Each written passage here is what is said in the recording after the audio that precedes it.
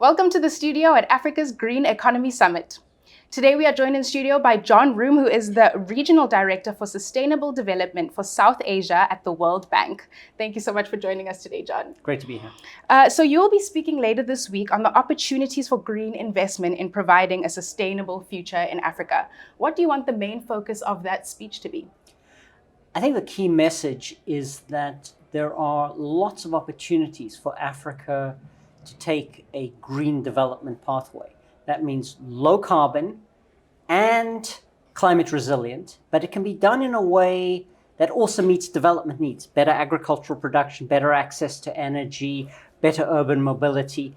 It can come together. And there are some good examples out there in Africa and the rest of the world to learn from.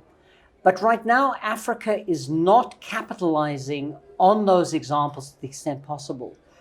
Therefore, what's necessary is to bring together different stakeholders, policymakers, financiers, investors, to structure deals to create the markets for enhanced renewable energy, enhanced rooftop solar, climate smart agriculture, reduced food loss and waste, better water management.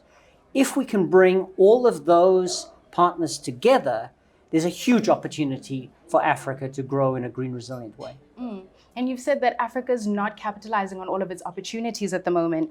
So given that your focus is on the sustainable development, of South Asia, what sustainable practices do you think can be adopted here in Africa that have been successful?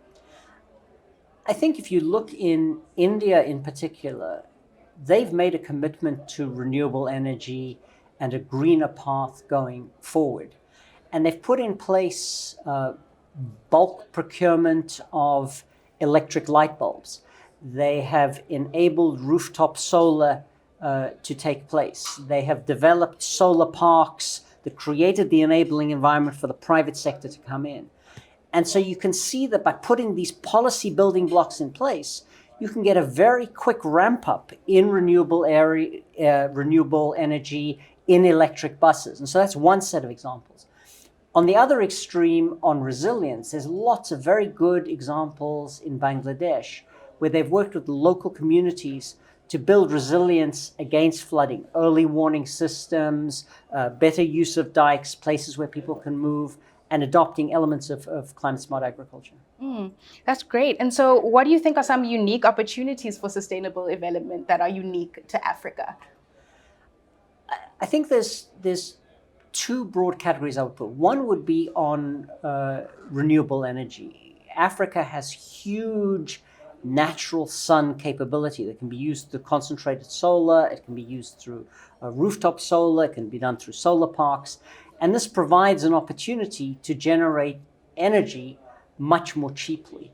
And in particular with new technology, this can be done on a distributed network. You don't need a huge mega power plant with a distribution network that runs across the whole country. So the technology developments combined with this power of the sun gives Africa a great opportunity in renewable energy. And as I'm sure you're aware and have just mentioned, Africa is just bursting with opportunities, but there's no funding, available for Africa to actually capitalize on these opportunities. So what steps would you like to see African leaders taking to ensure that the continent is attracting all the investment that it needs to progress?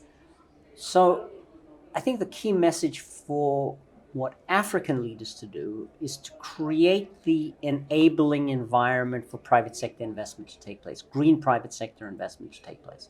So that means reasonable prices for electricity. So if you're going to do a rooftop solar, you can sell it back into the grid. Contract stability, all the good things that are important in order to attract normal kinds of investments. African leaders should continue to do that. They should put in place a vision and a commitment that by 2030 or 2040, these are the kinds of things they would commit to, and then put in place a strategy and implementation policies behind it. That will provide the enabling environment for finance to come in. Now, of course, the international community should be providing more international concessional finance to Africa in order to do it. And that can be a political debate that they can lobby on and talk on. But I think that if Africa is doing the best things for itself, it increases the probability of increasing that set of international finance in any case. Great. Thank you so much for letting us pick your very knowledgeable and experienced brain here today, John. It's Thank been you an very much. absolute pleasure speaking to you. Thank you very much. And to our viewers who are watching, you can share your thoughts with us in the comment section down below, or you can like and subscribe to see more content like this. Thank you for watching, and see you in the next video.